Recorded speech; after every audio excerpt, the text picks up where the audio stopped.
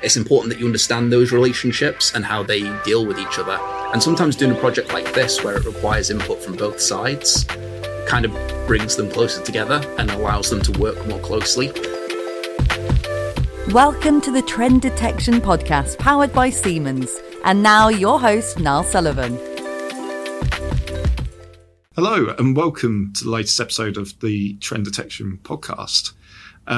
Here we are today in the Manchester studio, in the Manchester office, and I'm joined today by my colleague Jordan, who I've never personally interviewed before. I know a few of my other colleagues have, but I'm really delighted to talk to you today. Yeah, thanks for having me.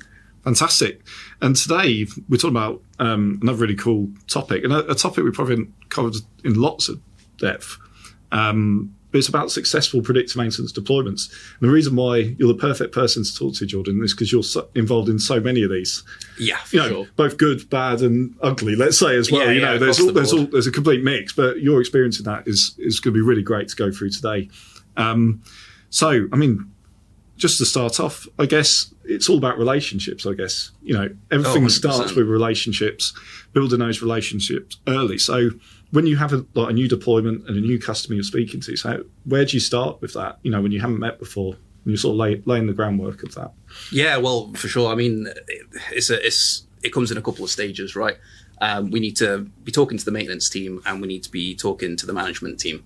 And the way that we deal with that is very different for both sides. But the first thing you want to establish really is kind of where the projects come from, right? So is it from pushing from the management team? Is it a push from the maintenance team?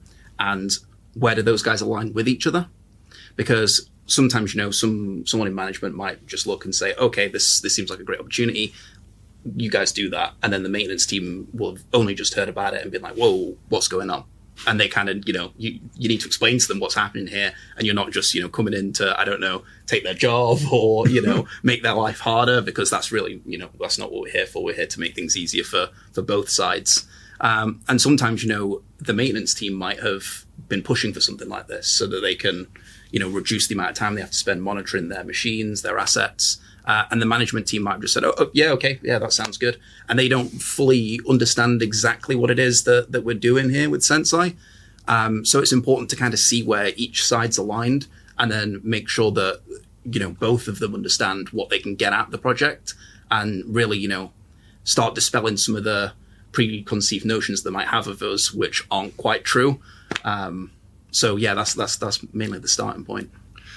I guess to start on that, why is there that disconnect internally? I mean, it probably affects all organisations in any industry, but why is there sometimes that really sort of big gap between what each department believes in or understands predictive maintenance to be? Yeah, well, it really depends, because especially with Senseye, a lot of what the literature around it is predictive maintenance and it's AI. And so people will read things like AI and predictive maintenance, and they'll take these as, the buzzwords that they are, and they'll add their own meanings of it. Because sometimes people's only experience with AI, for example, is, ChatGPT. And, they might be thinking, oh, okay, well, we'll just, open everything up and then say, okay, come on in here, Senseye. And then the Senseye AI will magically be like, oh, okay, so this is going wrong. This is going wrong. You need to do this, and this. And, it doesn't quite work like that. There's a lot of expertise needed behind the scenes. There's a lot of setup that's required. So, that's one of the main misconceptions that we see there. And then on the similar vein, on the maintenance team, this might be something that they've not considered before. This might be something that's entirely new to them.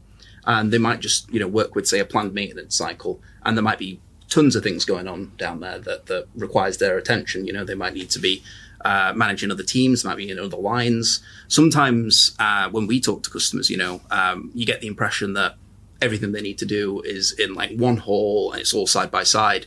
And then you go and visit them and it turns out that they're in one hall and then the next hall, and then they've got to go 10 minutes down the road. And, when you're trying to incorporate new things in that kind of environment, it's quite tricky, especially when you've already kind of got this plan out, which fits in with your movements around the factory, what you need to do in a day, all those tasks.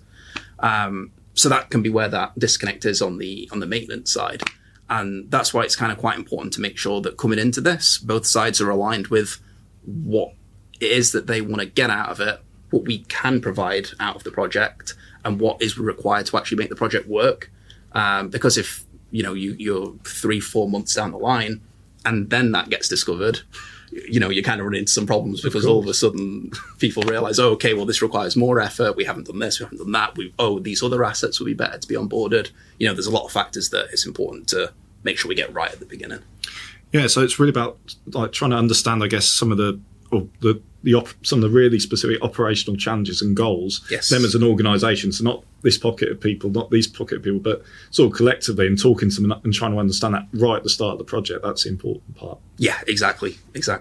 Because if, like I say, if that isn't discovered until further down the line, you might discover there's there's some key people involved. Say there might be some people in IT that the maintenance team's never even thought to include, but they're actually vital for some of the integrations that we'd need to do. And then we could have had that integration moving forward 2 months ago, and the project could have been brought forward essentially 2 months, right? And so this is why we make sure everybody's aligned to begin with. And we've got processes within the delivery team to make sure that is happening. Yeah. And so that is one of the first few stages that we do. And although we do have a standardized way of doing the deployments, this are the stages we move through, because in our experience we found it's the best way to get everybody on the same page moving forward. It's also important to recognize that all the deployments are unique, and each one's going to have unique challenges that's going to require attention. Yes. Just to segue into that, so what you talk about here is the Senseye Knowledge Platform, which is this sort of step-by-step approach. So how do you sort of counterbalance that between individual client needs and this approach to deploying predictive maintenance at scale? How do you sort of balance those two out? It must be tricky sometimes. Oh yeah, definitely. I mean, it's a good question. It's quite a tricky process to go through, and it comes with experience with working with different clients, because when you see the methods we go through, especially if you were new to this, it'd be quite tempting to say like, oh, okay, we do this, and then we do this, and then we do this, and then we do this. And although things are structured in a way that you do have a structure, when you have had that experience of talking to different customers in different countries, in different factories, in different organizations, they'll work in different ways. You discover that, the way that organizations work might differ. So you need to have different parts of the project, having a bigger focus at different times. So, for example, if you come in and you're talking to them and you realize quite quickly that, the data connectivity might not be there, or the format of the data might not be there, you need to start working on that connectivity very, very early. If you do come in and you discover that, say, they're already going through some Siemens devices, like, say, an edge device, and everything's already formatted really nicely, and you go in and they're already showing you the graphs of the data, you can say, well, okay, it's looking like this is going to take a lot less time than we'd be thinking initially, which is great, obviously, for us. It means that you can have that more focus on the scoping of the assets and talking to the maintenance team and getting them involved. And then the connectivity can kind of just come on the side. Whereas if you come in at the beginning and you find that, there's going to need to be a custom integration, they have their data files in a more strange format, we'll say, you're going to need to start that process early, get involved with, say, the IT team, and decide how you're going to move forward with that. Because sometimes, it takes a lot of time and a lot of work to do that part. And I think we started the conversation talking about sort of misconceptions and things. Is there sometimes a misconception from the client side? Sometimes, you might ask them questions about data and, other things. They're like, oh, yeah, no, it's all, we've got the data and we've got the connectivity and stuff. And then when you go in, it's slightly different. Because there must be a lot of that, miscommunication or just misunderstanding, is it? Or lack of education on the topic? Yeah, well, I think it's just a misunderstanding of, how AI can work. And this is kind of what I was saying at the beginning, right? Where people kind of see AI as this, almost like magical entity which can solve all of your problems. And it is powerful, it's good. It can really, really help you out. But you need to have that knowledge built up behind it. And how I always like to describe it, is like an AI is kind of like a mini human, If you showed a kid something for the first time and you give them no context of what it is, they're probably like, what's that? And it's the same with AI, if you just show it a load of data, it looks at that and it goes, what is this? So it's important to provide that context. And the other way I like to describe this as well is each AI needs to have a standardized way that it sees the data, right? And that, in kind of simple terms, is like saying, if your AI only understands English, you need to provide the data in English. Because if you are saying, oh, well, our data is great, but it's all stored in Spanish, And then the AI is going to look at that and be like, whoa, what's this? I can't read this. And, obviously it's not actually between the language, but this is how the AI is seeing this with just the data being stored in different formats. And so it's important to make sure that that's almost, as simple as possible for the AI to understand, because the more you make the AI understand, the more insights it can give you. And then you, as the maintenance team, even as someone in the management team coming to look at this, and I'll talk about this a bit later on, I think with Copilot, they can engage with these AI within the app, which is going to help them have insight into their process, which, maybe when they're talking to the maintenance teams normally, the maintenance teams are, quite in depth with their explanations of things. And talking to management, the management probably knows what's going on, the manufacturing, whatever, but they might not know the ins and outs of things. That's what the engineers are there for. Yeah, of course. So using AI and having the AI have that understanding can help, break that down in, a much more high level view, so that people, say in management, externally on the board, different key stakeholders, they can actually understand what's going on in a much easier way, compared to, say, the engineering level.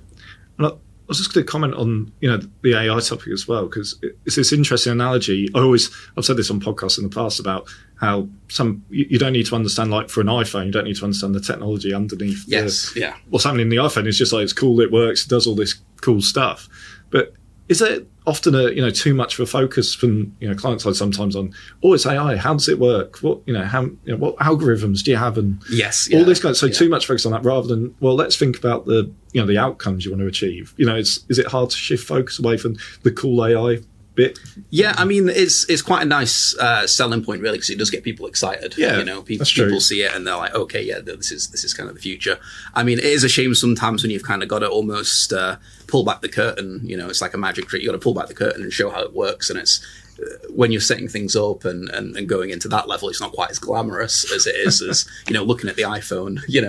Looking at whatever's inside is a bit more tricky and a bit more dull, say, or what the marketing says. Than what the marketing says, right? Exactly. Yeah. So obviously, that is a bit tricky, but obviously, again, when you're showing them that and they understand what's going on, it does also give them that insight. And the other side of it as well is when people hear, say, AI, they think like, science fiction, like futuristic stuff, and they go like, well, that's going over my head, But when you actually break it down, explain it to them, they can see it's much simpler than they'd have thought, and it builds up their confidence with using this kind of thing, which not only lets them, configure things for the app, it lets them use everything in the app with a lot of confidence, and then it gives them that confidence. Then, if they were, to move on and use other things with AI as well, then they know what's going on, and it's not quite as daunting as what it could be, considering it's a pretty new technology. And that's true. And that's one of the questions I was going to ask you today. And I think you've sort of covered it, because you mentioned your analogy, for describing sort of AI earlier. But maybe you could sort of summarize, when you have to, explain some of these concepts, in a really basic level to someone like me, I'm going to say, where you have to break it down like that. How, what are the challenges in sort of doing that? I guess what we're talking about is non-technical people within an organisation. Yeah. Well, yeah, of course. I mean, that is quite a challenge, because when you talk to the maintenance teams, I find a lot of the time they want to know that you understand the technical aspect, because otherwise they won't trust you. If you come into it and you kind of don't know what's going on, you're a bit unsure, you haven't, not really shown any competence with the machines, they'll be a bit more reserved with what they say to you. And whether that's from like not wanting to go into the process or also not wanting to confuse you, is two kind of ways of looking at it. But that stops you from getting key data and key information that you may need to set this up. So it's important when you talk to the maintenance team that you can show that you're capable of, diving into, these more difficult topics, say, and also that, you have that experience with these things, rather than just like, I'm very detached from all this, and this is just something, that I'm not familiar with at all. Whereas with the management team, they want to see that familiarity, of course, but they don't want to have you sit there and talk about, numbers, configuration, equations for things. Like they're not going to stand there. They don't really care at the end of the day, right? It's not really relevant to them, and you're just going to put them to sleep. So the important thing there is to, kind of pivot it and show them on a much more higher level, a much more macro level, what's going on there, the outcomes is what I tend to focus on. So when we set things up in Senseye, we look at cases mainly. So we'll be monitoring, say, thousands of assets, and we might have 10 to 20 cases, which is what the maintenance team actually needs to go and investigate. And so when I speak to the management teams, I'll pull out these cases and I'll explain what's going on. And now actually we have AI integration within those cases, which will provide suggestions of what's going on and potential outcomes, which is great because then that's a really nice introduction to on the higher level as to where the AI is, what it does, and helps with the explanations of these cases, right? That's interesting. That's the sort of Gen AI technology in Senseye now. So the summarization of cases and now the interactive copilot. Has that made it easier to explain to them? Oh, yeah, definitely, I would say. It made it, because it's not just talking about AI and the concepts. It's like, well, this is a much easier explanation. It's here. You can play with it. You can interact with it. Has that made it easier? Oh, yeah, definitely. I mean, in the past, when we've always had AI within Senseye. But before that, AI was quite, in the background, analyzing the data, helping to provide cases. And it didn't really give any commentary on that cases. And now that we use Copilot, you can kind of think of it as almost like we have two AIs, one that's in the back end, analyzing the data, learning what's going on there, and one that's almost like on the front end, which is looking at the outcomes from that data and providing insight based on feedback. And that's great because when you say, oh, there's a hidden AI here, which is, giving us insight on these things, people are like, well, where is it? I can't see it. And it kind of almost reinforces those misconceptions, right? Yeah. But when we've got this, Copilot integration, which is showing, oh, this could be the issue here. This is what you're seeing here. I'd recommend you do these actions. They can tangibly see, okay, well, that's quite simple. And the other thing that's really nice within that is it links to previous cases. So as you're giving it feedback as a maintenance team and saying, oh, okay, so if it's, you've got this trend upwards here, it means this, and usually we fix it with this. The next time you see it, it will suggest maybe do those things to fix it. Yeah. And the great thing about that also is not only does that help, say, higher level management look at that and say, okay, I understand what's going on. It means that if you've got someone like one person on the site, which is an absolute expert in all of these machines, and then you've got a load of other people on the team who maybe just work on one or two of the machines, they don't know everything about all of them. If that guy who monitors everything is off, it means that since he's been providing this feedback, somebody that hasn't really touched that specific machine, but has worked with other similar machines, can look at it and go, oh, okay, so I should probably go and look at this, this, and this. And they can go through their checks and see, yeah, okay, I've got a starting point, rather than being like, okay, we're going to have to wait. Maybe a breakdown gets closer. Maybe one happens that could have been avoided. Mm. So, I mean, what you're talking at this stage, it's about capturing knowledge, which not ordinarily would have been lost. If someone's ill, or if they leave the business, more of a permanent thing, that knowledge goes with them. But like I say, using a tool like Senseye and the Copilot, it means you're consistently feeding it that information and then helping not just yourself or even team members in your plant. You could be helping people with a similar, the similar machine the other side of the world potentially. If you've got a company with a factory in two different countries, you can share that information. If something goes wrong, that will, and you provide feedback on how to fix that. If the same thing starts happening in another factory in a different country, the engineers there can look at that as well and say, oh, wow, okay, well, maybe I wouldn't have thought of that. This could be something we go and investigate. So I guess with all this sort of cool stuff, Gen AI, Copilot stuff in mind, but you must still see some resistance sometimes, within organisations. And of course, I don't think it's any department or any particular individuals who do it, or maybe you could tell me. But so how do you sort of deal with that when there is sort of a resistance to change, even though they're looking at predictive maintenance, but that doesn't necessarily mean they're 100% bought into it necessarily, which is a bit of a confusing thing in itself, actually. So maybe you could unpack that of course, a little bit as well. Yeah.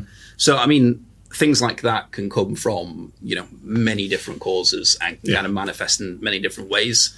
A key one I see quite a lot is, say, the management team brings something in and the maintenance team isn't bought in, or the maintenance team brings it in and the management team's not bought in. Mm. And usually that's not really the fault of, anything external, but it could just be clashes that they have from previous projects, say, that bleeds over. And I've seen that a couple of times going both ways. And so it's quite tricky sometimes because of that, say, internal disconnect. this can be like, it can be due to a lot of different things. And sometimes it's just people moving about, there's somebody new that manages the maintenance team. There's new management that's come in, and they've not quite built up that relationship yet where they trust each other on both sides. Because, sometimes the departments feel like they're kind of on their own. And although we come in and we're there to, deploy Senseye, it's important that you understand those relationships and how they deal with each other. And sometimes doing a project like this, where it requires input from both sides, kind of brings them closer together and allows them to work more closely. Because sometimes they might not have had that, say, intimacy of both sides of them on the project. It might just be the case where management says, here's a new thing to use, and then they use that. And then maybe they have feedback, maybe they don't. Maybe it's just something that management likes. Maybe it's something that they've implemented on the factory floor, but they can't really explain that to the management. So it's just, you see it's very separate. Whereas with Senseye, it's something that both sides need to be involved in actively to actually make this work. And by doing that, they give feedback to the app, which also gives feedback to each other. And I feel like it kind of builds up that trust with both sides of the factory together, and then also with us, which is great because, having Senseye work well is all about feedback, both to the app and to us. We can change things, but only if we know what's going wrong.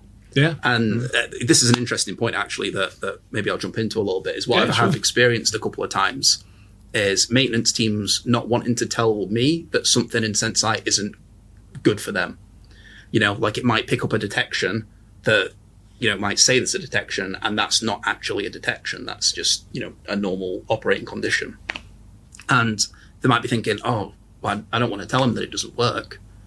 I don't want it to feel bad. But it's like, if I know, I can tweak it and I can fix it. And I've seen that a couple of times, and they've been like, oh, yeah, I'm really sorry to tell you this, but da-da-da. And I was like, oh, that happened a few weeks ago, though. And they're like, yeah, well, I didn't really want to say anything. And then I'm like, well, no, tell me, because it's all about feedback. And after getting through, say, those initial little bumps of things like that, then they go, oh, wow, okay, so they'll actually, these guys at Senseye will take, constructive criticism about what is going on in the app, as well as telling them how good everything is, right? Exactly. And both of those sides are really important, because if you only hear the good things, you can't correct what's going badly. And as I said at the start, AI needs to learn. So if you only tell it the things that are good and nothing about the bad stuff it's doing, how can it correct that? No, and it comes back again what you said at the beginning, Jordan, about relationships. And relationships, we could say, takes time, so it's not like an immediate thing. And another word, I guess, for it is collaboration. So between, from what you're saying, sometimes it's like you're bringing together almost like, I don't want to describe it as like the glue that brings together different parts of the organisation together to let's focus on this project together. But maybe you could talk a little bit more about the role of sort of Siemens and your role in sort of bringing those parties together for a successful collaboration and project. Yeah, sure. Yeah, I mean, yeah, like you're saying, I hate to say that we're coming here as almost like a therapist to repair the insides of the companies. I'm not saying that's the case at all. No. But I'm just saying it's a unique opportunity for lots of different departments to be able to collaborate on this. Yeah, because even at a technical level, you're looking at, say, IT and maintenance teams, and then maybe some technical specialists as well. And you're already pulling in a few different departments there that might not on a day-to-day basis really deal with each other too much, besides saying, hey, can you hook this thing up? And then, a department will go away and do that. So having all these people pulled together and working on something, it might be quite a rare occurrence that actually occurs on these projects, because a lot of solutions, say even other predictive maintenance solutions, will just have a model and they'll say, give us the data that you have, we'll put it into our model and we'll give you the best detections we can. And, there's a lot of issues with that, because you might not have the data which points towards the correct failures. The model might not be relevant to this particular asset. There might have been changes from default variables and things like this. And when we have that set up, it might just pull in one department, or they might just have a task here and a task there.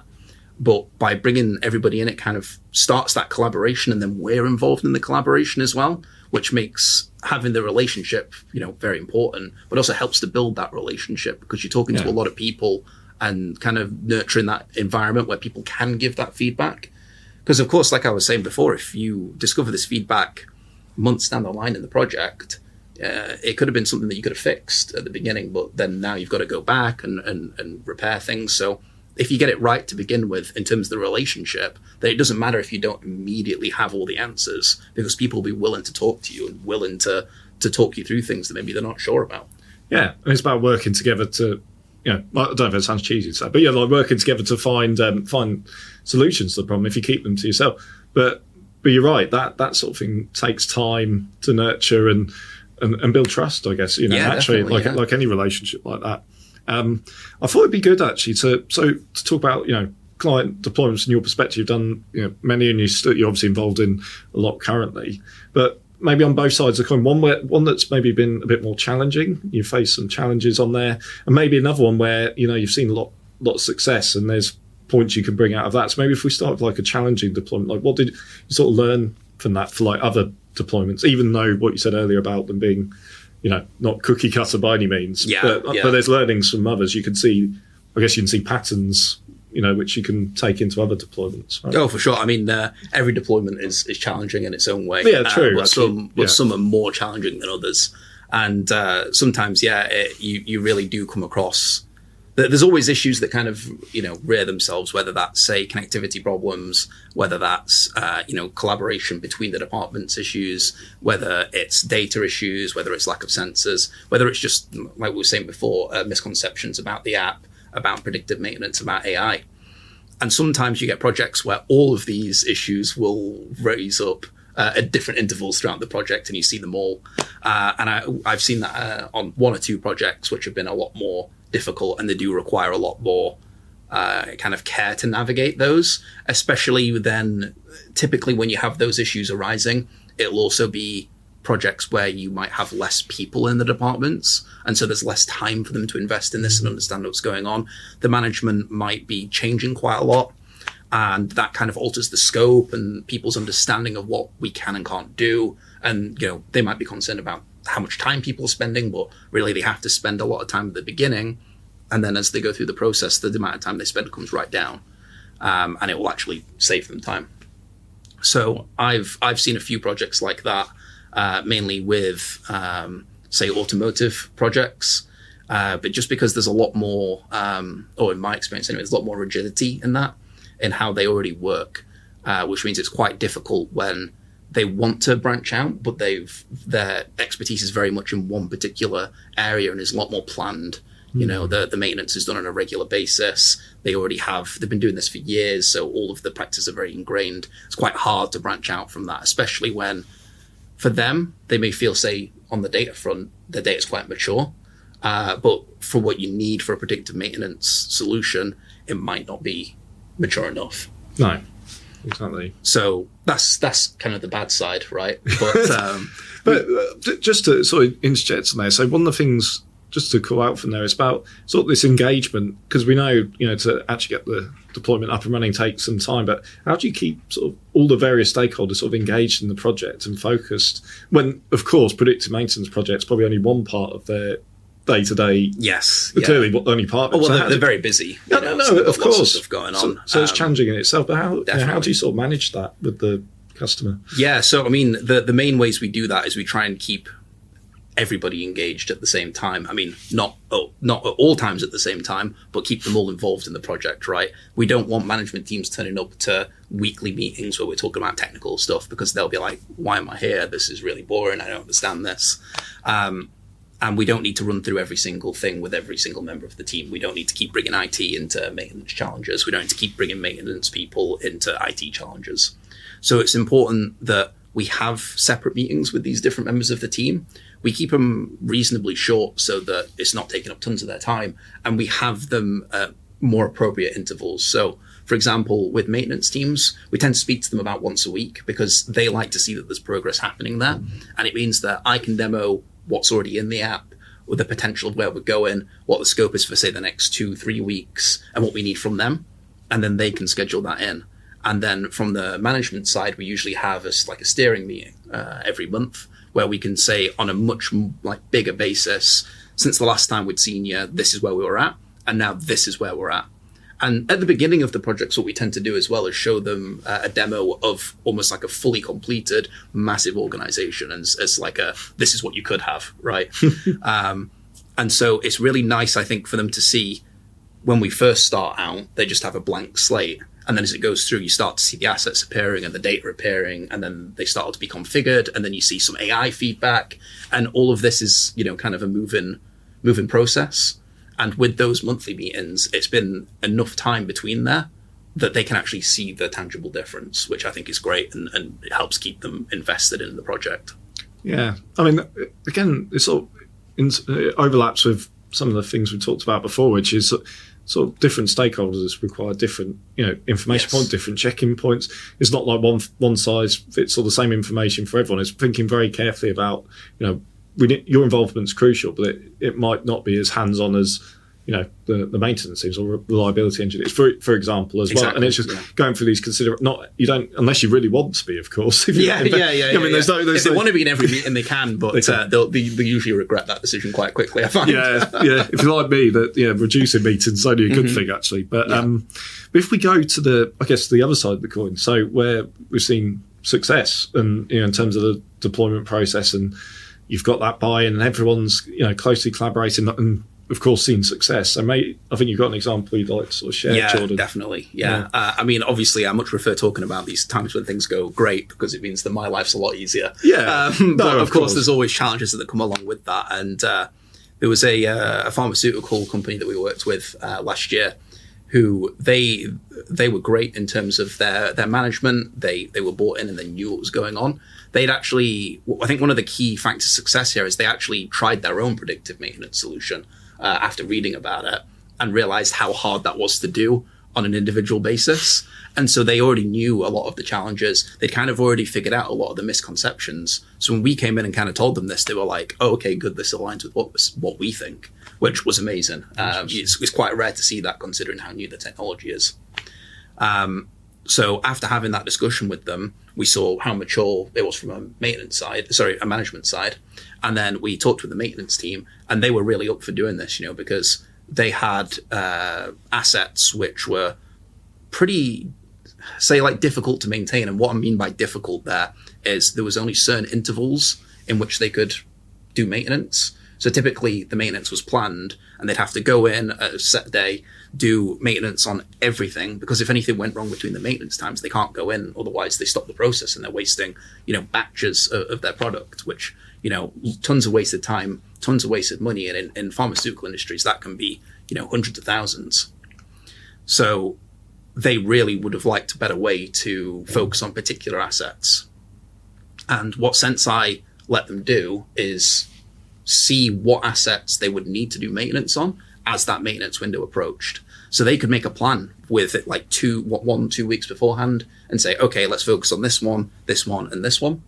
And then they go in and they can just do that. One of the really impressive parts I thought was, and I can't go into too much detail here, but I'll speak kind of generally, is they had a full bank of valves. And this contained, tens of valves, 30, 40, something like that. And they'd have to take out the entire bank, replace it with an entirely new bank, and then clean all that as the machines span back up again. Now, what we could do is we actually monitored things on an individual valve level. So they could look and say, okay, so we need to look at 1, 3, and 6. And then when it starts, they can come in, clean those, and just have things continue. Because they can see and be confident in the fact that, they're using predictive maintenance. They know that this isn't going to fail between now and the next maintenance period. Which was great for them because now rather than having to remove a huge component, replace it with another component, they could just come in, clean a couple of things and they were done, which saves them so much time. And this is where the different kind of stages of the buy-in comes in, right? Because they love that because it saved them time and they could do other things instead. It wasn't as stressful for them around the maintenance period. And the management loved that because they weren't having to shut down between maintenance periods and it was saving them a load of money. So from both sides, everybody was bought in initially because they liked the idea. And then once we delivered them that idea, they were both really happy with that. And it was great to see and, a pleasure to work with them. That's very interesting. Yeah. How, some of the challenges you talked about before, it's a complete, completely look at it on the flip side. Yeah.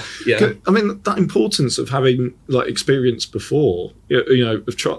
So I'm not sure, is that quite common to have tried? No, because I was thinking that it's not that common to do. Very, but how important is that? How did that make a difference to that particular? I mean, project? I wouldn't say it's pivotal for the success of a project because that's what we're here for.